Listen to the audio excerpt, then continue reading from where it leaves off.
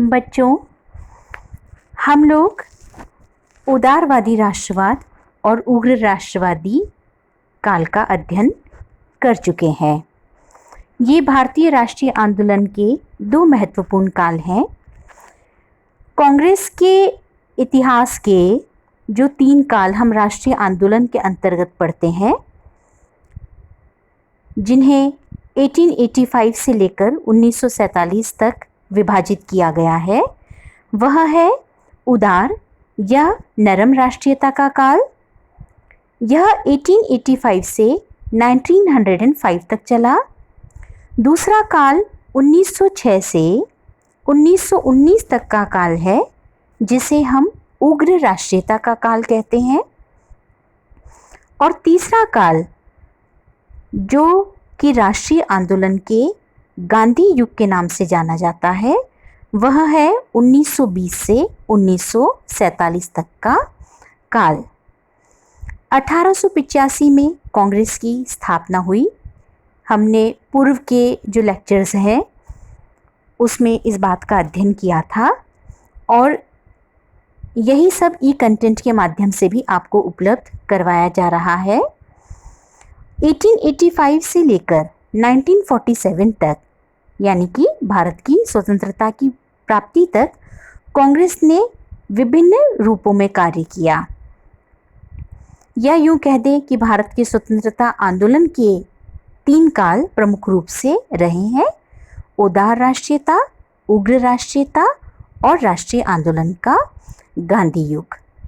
आज हम पढ़ेंगे उदारवादी राष्ट्रवाद और उग्र राष्ट्रवाद में किस तरह का अंतर रहा है। तो जो कांग्रेस के 20 वर्षों का जो प्रारंभिक काल था, जिसे हम उदार या नरम राष्ट्रीयता का काल कहते हैं, इस युग में कांग्रेस किसी भी प्रकार की क्रांतिकारी संस्था नहीं थी। इसके नेताओं ने ब्रिटिश सम्राट के प्रति विश्वास और सहयोग की नीति अपनाई, और ये याचना, स्मृति पत्र, प्रतिनिधिमंडलों के आधार पर भारतीय जनता को राजनीतिक अधिकार दिलाने के प्रयत्न करते रहे। कांग्रेस के उदार राष्ट्रीयता के काल की सबसे बड़ी सफलता 1892 का भारत परिषद अधिनियम है। अब बात की जाए यदि उग्र राष्ट्रीयता के काल की, जो कि 1906 से 1919 तक चला। कांग्रेस ने अपने प्रथम काल में ब्रिटिश शासन की न्यायप्रियता में विश्वास रखा और उदार नीतियां अपनाई, जिससे कि इच्छुक परिणाम प्राप्त नहीं हो सके। कांग्रेस के एक बहुत बड़े वर्ग में फलस्वरूप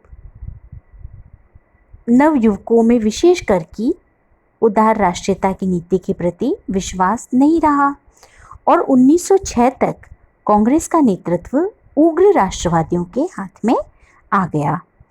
उग्र राष्ट्रवादियों ने कहा कि कांग्रेस को याचना की पद्धति छोड़कर ब्रिटिश शासन पर दबाव डालकर शासन व्यवस्था में मौलिक परिवर्तन करवाने का प्रयास करना चाहिए। 1907 में सूरत विभाजन हुआ, जिससे कांग्रेस दो पक्षों में बंट गई, नरम दल और गरम दल। दोनों दलों के मध्य समझौता 1915 में ही हो सका। इस काल के आरंभ में मुसलमानों ने मुस्लिम लीग के रूप में अपनी राजनीतिक संस्था का निर्माण किया। तो वस्तुतः देखा जाए तो ये जो दो धाराएं रही है, उदारवाद और उग्रवाद, इन दोनों का मूल उद्देश्य भारतीय जनता के हितों की प्राप्ति था, लेकिन इन दोनों पक्षों की विचारधाराओं में अंतर रहा और साधनों में अंतर रहा। मूल उद्देश्यों की अपेक्षा भी साधनों के संबंध में यह अंतर अधिक प्रमुख रूप से देखा जा सकता है। राष्ट्रवाद की इन दोनों धाराओं का उद्देश्य तो एक ही था, स्वशासन की प्राप्ति, लेकिन इन दोनों पक्षों ने स्वशासन का अभिप्राय अपने अपने रूप से अलग अलग प्रकार से लिया। उदारवादी मानते थे कि क्रमिक राजनीतिक सुधारों के मार्ग पर आगे बढ़ते हुए ब्रिटिश शासन के सहयोग से प्रतिनिध्यात्मक संसदीय संस्थाओं की स्थापना की जाए। लेकिन उग्रवादी किसी भी रूप में ब्रिटिश शासन को बनाए रखने के विरोधी थे। उनकी स्वराज्य की धारणा में ब्रिटिश साम्राज्य के प्रति भक्ति के लिए कोई स्थान नहीं था। वे भारतीयता पर आधारित स्वराज्य तथा ब्रिटेन से जल्दी संबंधों के विच्छेद के पक्ष में थे।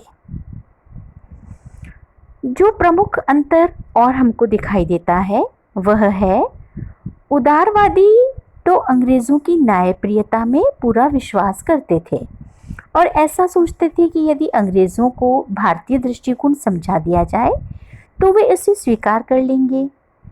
लेकिन उग्रवादी नेता किसी भी रूप में अंग्रेजों के प्रति उदारता में विश्वास नहीं करते थे।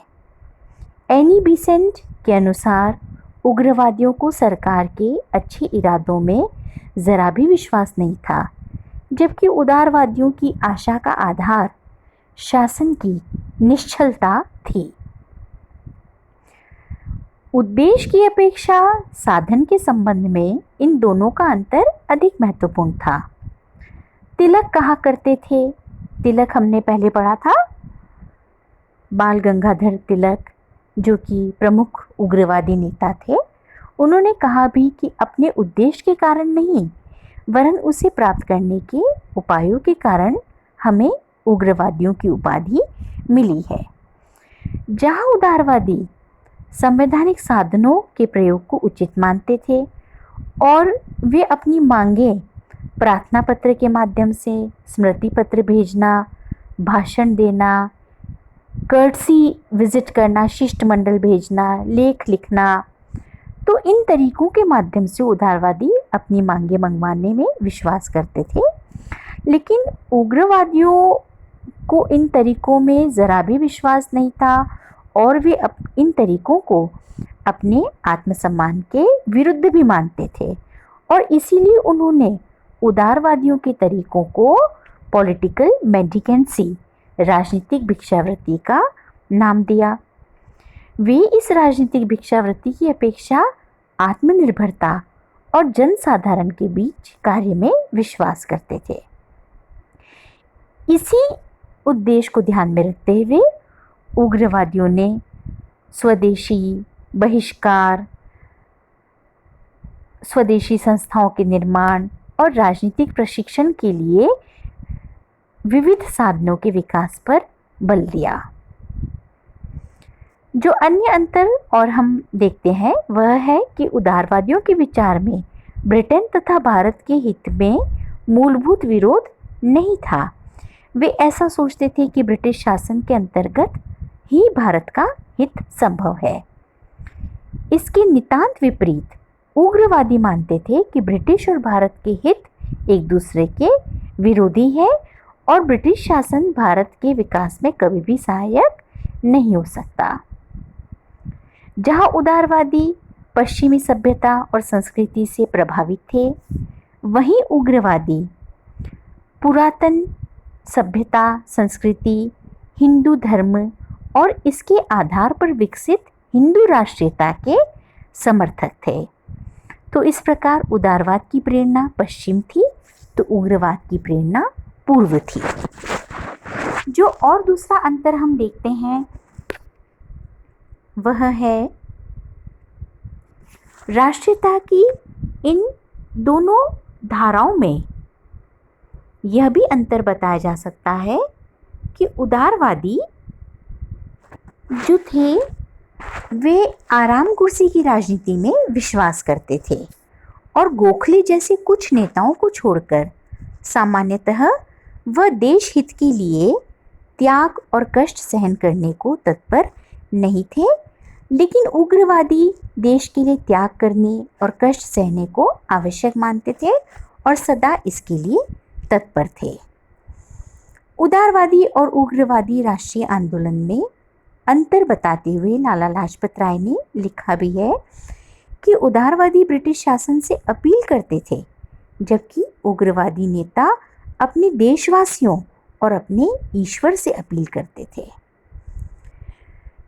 एक तरह से दोनों ही धाराओं की सोच में अंतर था, साधनों में अंतर था, उनका जो तरीका था वो बिल्कुल अलग था।